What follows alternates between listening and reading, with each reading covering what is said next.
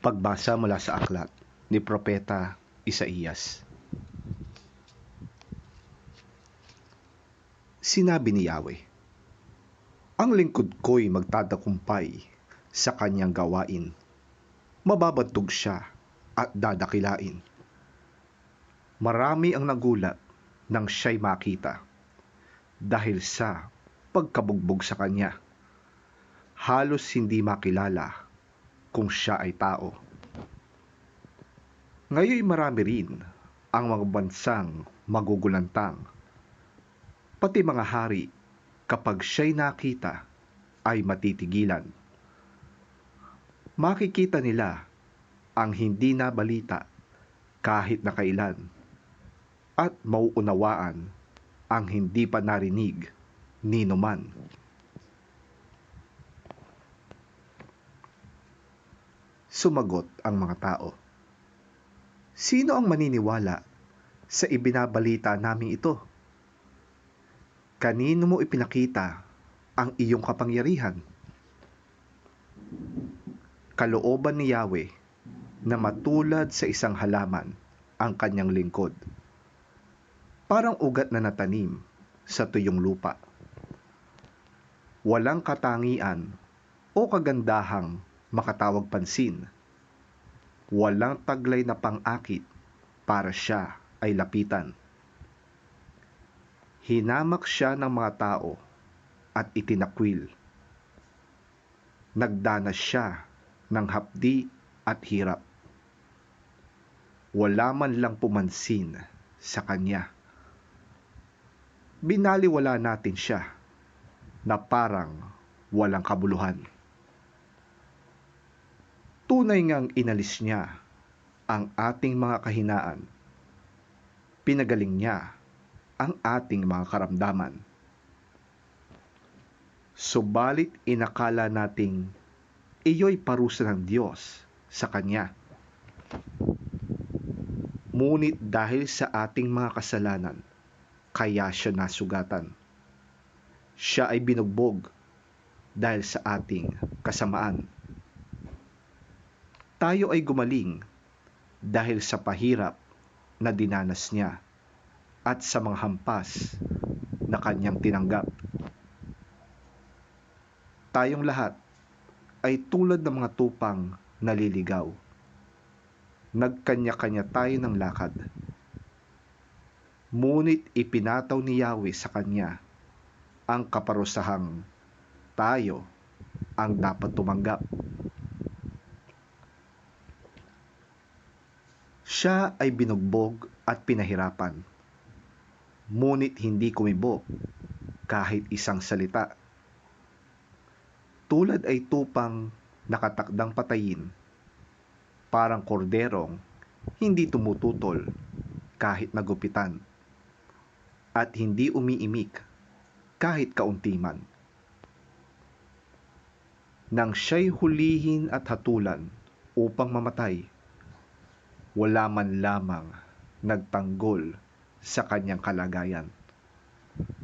Siya ay pinatay dahil sa sala ng sangkatauhan. Siya'y inilibing, nakasama ng masasama at mayayaman, kahit na siya'y walang kasalanan o nagsabi man ng kasinungalingan.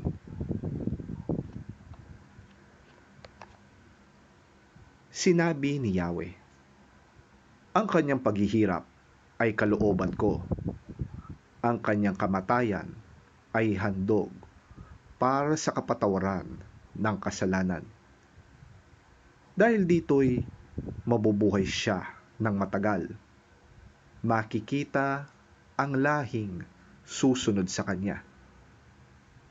At sa pamamagitan niya'y maisasagawa ang aking panukala. Pagkatapos ng mahabang pagdurusa, muli siyang lalasak ng ligaya. Malalaman niyang hindi nawalan ng kabuluhan ang kanyang pagtitiis. Ang tapat kong lingkod na lubos kong kinalulugdan ang siyang tatanggap sa parusa ng marami. At alang-alang sa kanya, sila'y aking patatawarin. Dahil dito, siya'y aking pararangalan, kasama ng mga dakila at makapangyarihan. Sapagkat kusang loob niyang ibinigay ang sarili at nakibahagi sa parusa ng masasama. Inako niya ang mga makasalanan at idinalangin sila'y patawarin.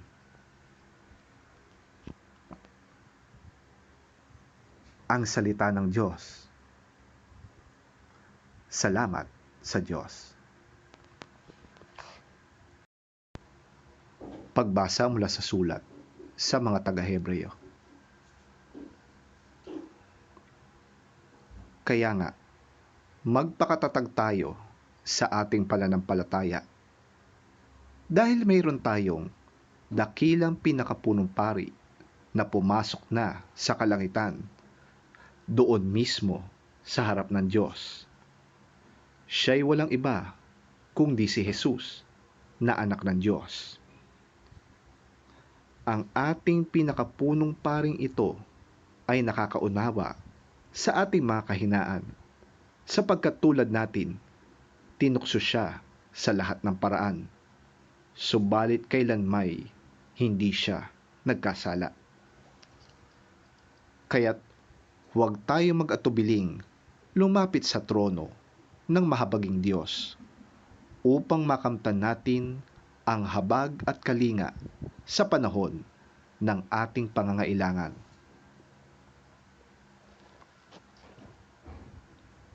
Noong si Jesus ay namumuhay pa rito sa lupa, siya'y nanalangin at lumuluhang nakiusap sa Diyos na makakapagligtas sa kanya sa kamatayan. At dininig siya ng Diyos dahil lubusan siyang nagpakumbaba. Kahit na siya'y anak ng Diyos, natutuhan niya ang tunay na kahulugan ng pagsunod sa pamamagitan ng pagtitiis. At nang siya'y maging ganap, siya'y naging walang hanggang tagapagligtas ng lahat ng mga sumusunod sa kanyang kalooban. Ang salita ng Diyos. Salamat sa Diyos. Ang mabuting balita ng Panginoon ayon kay San Juan. Papuri sa iyo, Panginoon. After Jesus had said this prayer, he left with his disciples and went across Kidron Brook.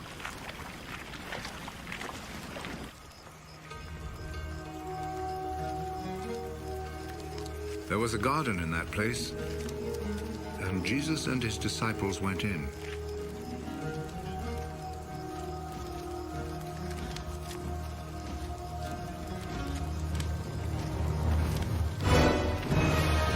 Judas, the traitor, knew where it was, because many times Jesus had met there with his disciples.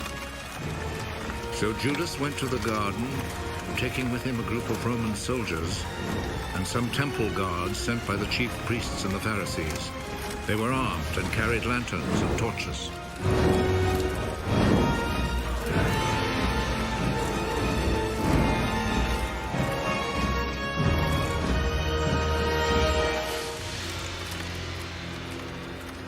Jesus knew everything that was going to happen to him, so he stepped forward and asked them, "Who is it you are looking for?" Jesus of Nazareth. Judas the traitor was standing there with them when Jesus said to them, "I am he." They moved back and fell to the ground.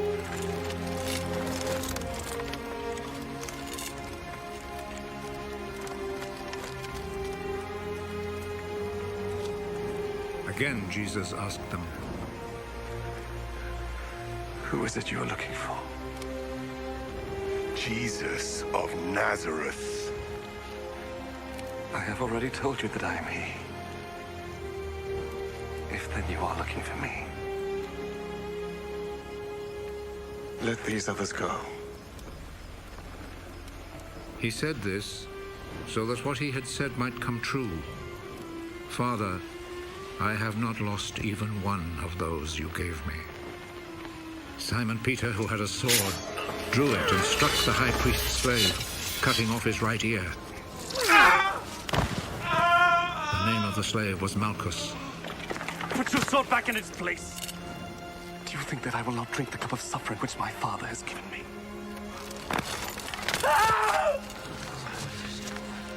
Then the Roman soldiers, with their commanding officer and the Jewish guards, arrested Jesus, tied him up,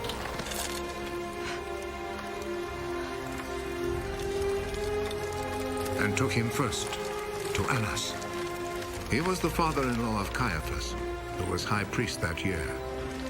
It was Caiaphas who had advised the Jewish authorities that it was better that one man should die for all the people.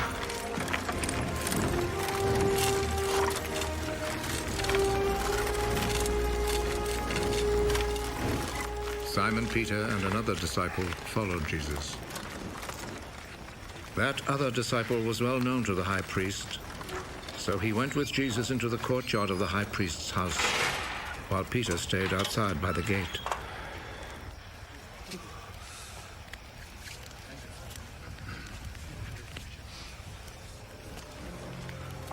Then the other disciple went back out, spoke to the girl at the gate, and brought Peter inside. Aren't you also one of the disciples of that man? No. I'm not. It was cold, so the servants and guards had built a charcoal fire and were standing around it warming themselves. So Peter went over and stood with them, warming himself. The high priest questioned Jesus about his disciples and about his teaching. Jesus answered, I have always spoken publicly to everyone. All my teaching was done in the synagogues and in the temple where all the people come together. I have never said anything in secret.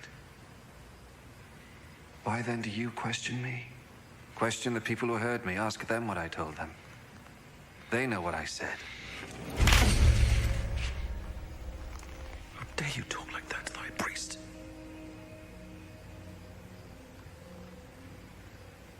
If I have said anything wrong,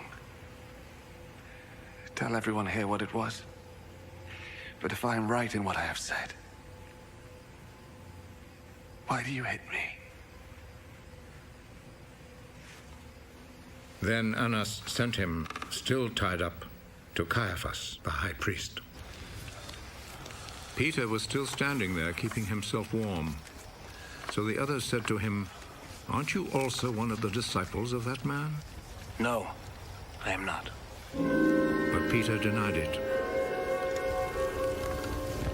One of the high priest's slaves, a relative of the man whose ear Peter had cut off, spoke up. Didn't I see you with him in the garden? No. And at once, a rooster crowed.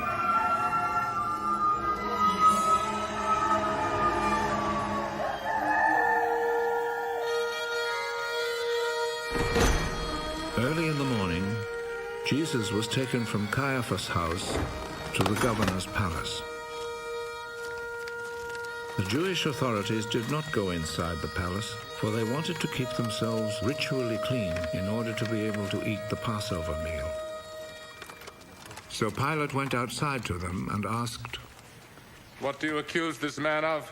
We would not have brought him to you if he had not committed a crime. Then you yourselves take him and try him according to your own law. We are not allowed to put anyone to death. This happened in order to make come true what Jesus had said when he indicated the kind of death he would die.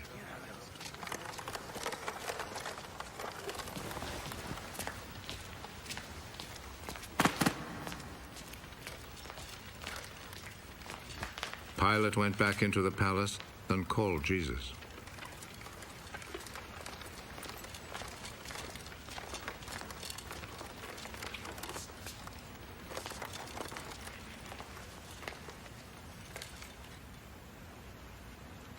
Are you the king of the Jews?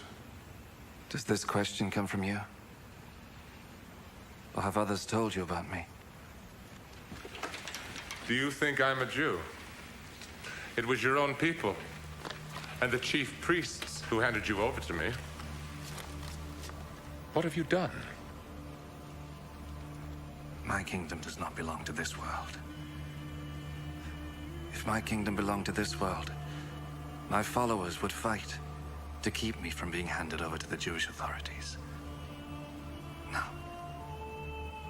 My kingdom does not belong here. Are you a king, then? You say that I am a king.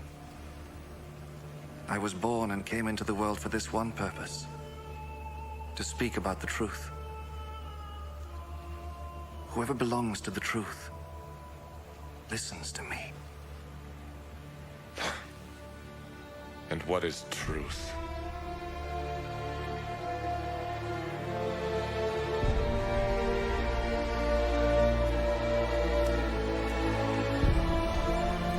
Then Pilate went back outside to the people and said to them, I cannot find any reason to condemn him, but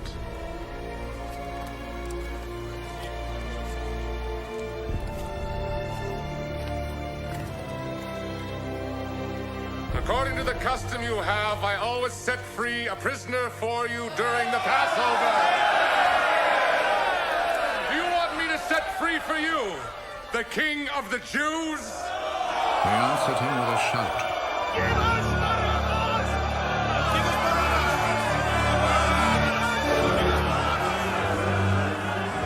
Barabbas was a bandit.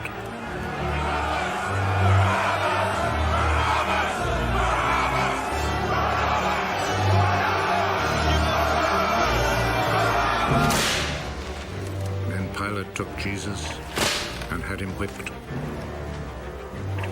The soldiers made a crown out of thorny branches and put it on his head. Then they put a purple robe on him and came to him and said, Long live the King of the Jews. And they went up and slapped him.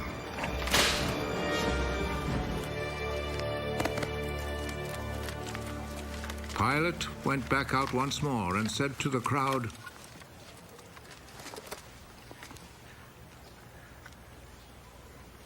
Look, I will bring him out here to you to let you see that I cannot find any reason to condemn him. Look, here is the man. So Jesus came out, wearing the crown of thorns and the purple robe. Crucify him! Crucify him!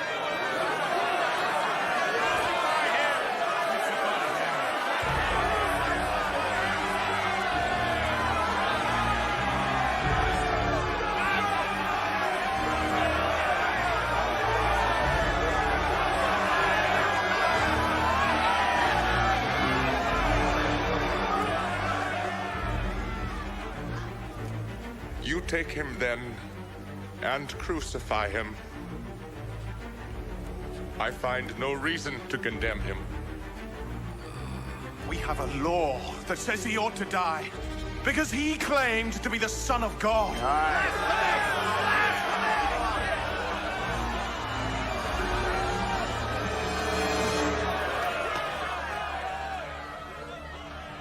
When Pilate heard this, he was even more afraid.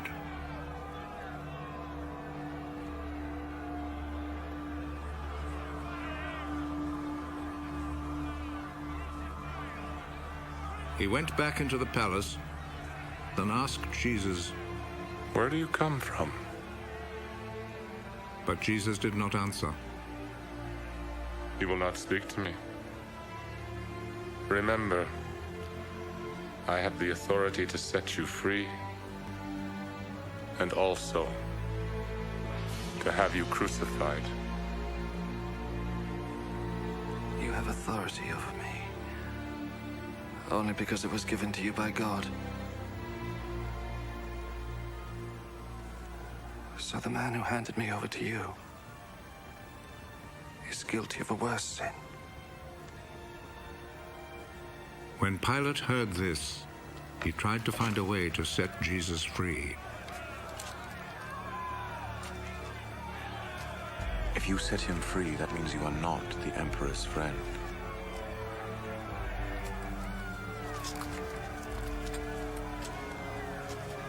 Anyone who claims to be a king is a rebel against the Emperor.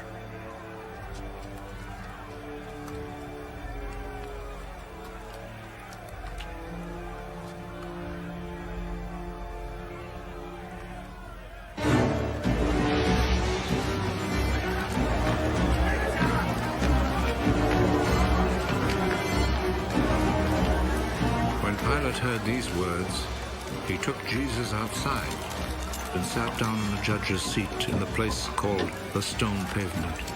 In Hebrew, the name is Gabbatha.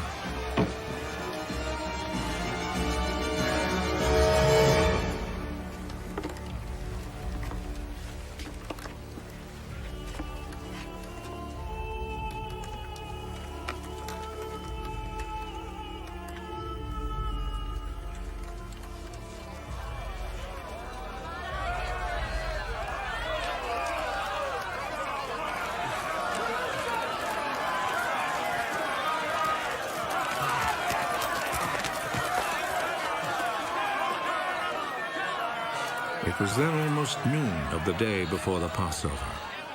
Pilate said to the people, Here is your king. Kill him.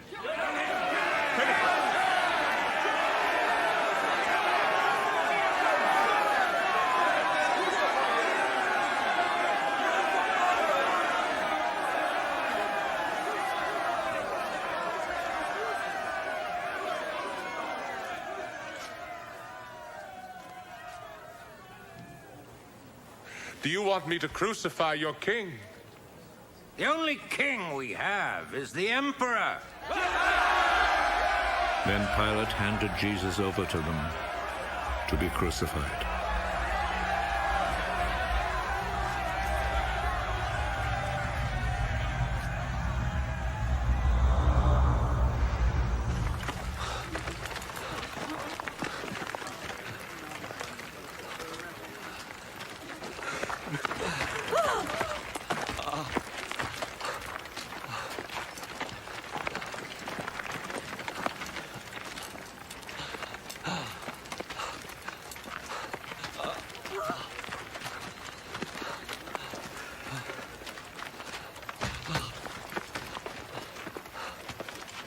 So they took charge of Jesus.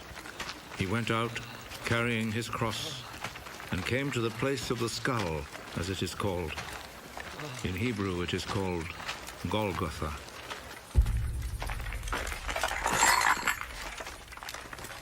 There they crucified him, and they also crucified two other men, one on each side, with Jesus between them.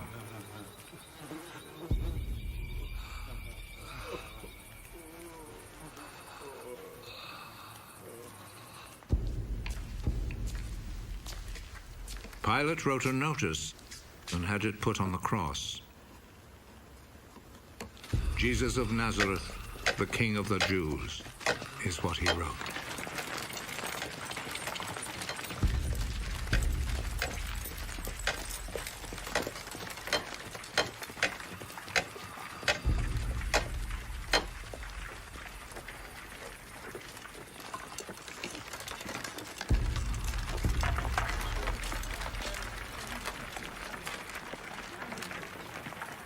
Many people read it because the place where Jesus was crucified was not far from the city. The notice was written in Hebrew, Latin, and Greek. The chief priest said to Pilate, "Do not write the King of the Jews, but rather, This man said, I am the king of the Jews. What I have written stays written."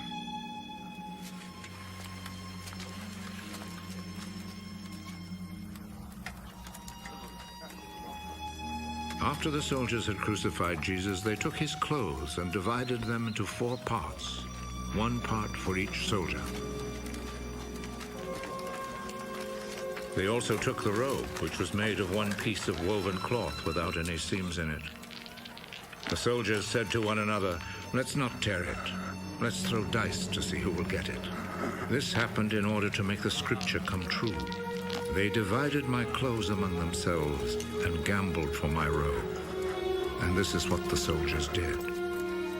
Standing close to Jesus' cross were his mother's sister, Mary, the wife of Clopas, and Mary Magdalene. Jesus saw his mother and the disciple he loved standing there. He is your son. Then he said to the disciple, She is your mother. From that time, the disciple took her to live in his home. Jesus knew that by now everything had been completed. And in order to make the scripture come true, he said,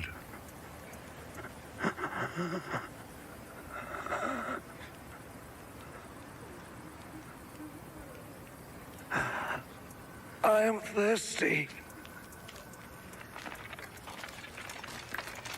A bowl was there, full of cheap wine.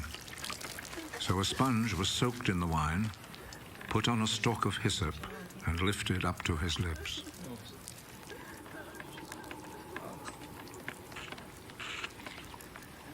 Jesus drank the wine.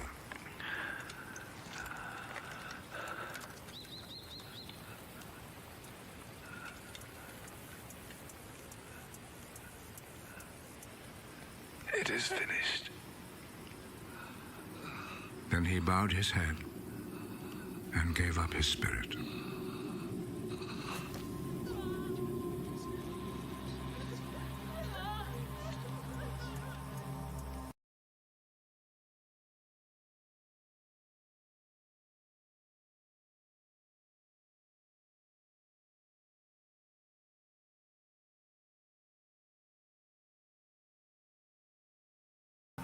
Then the Jewish authorities asked Pilate to allow them to break the legs of the men who had been crucified and to take the bodies down from the crosses. They requested this because it was Friday, and they did not want the bodies to stay on the crosses on the Sabbath, since the coming Sabbath was especially holy. So the soldiers went and broke the legs of the first man and then of the other man who had been crucified with Jesus. But when they came to Jesus, they saw that he was already dead, so they did not break his legs. One of the soldiers, however, plunged his spear into Jesus' side.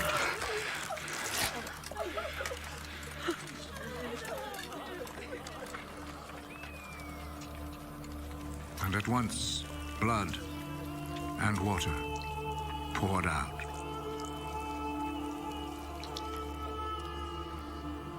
The one who saw this happen has spoken of it, so that you may also believe. What he said is true, and he knows that he speaks the truth. This was done to make the scripture come true. Not one of his bones will be broken. And there is another scripture that says, people will look at him whom they pierced.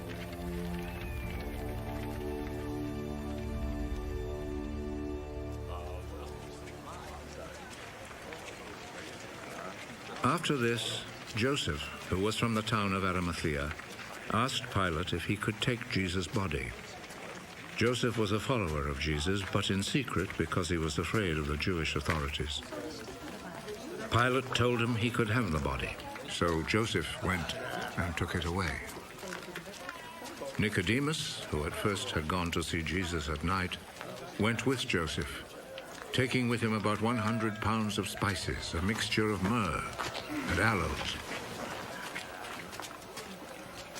The two men took Jesus' body and wrapped it in linen cloths with the spices, according to the Jewish custom of preparing a body for burial. There was a garden in the place where Jesus had been put to death, and in it there was a new tomb where no one had ever been buried. Since it was the day before the Sabbath, and because the tomb was close by, they placed Jesus' body there.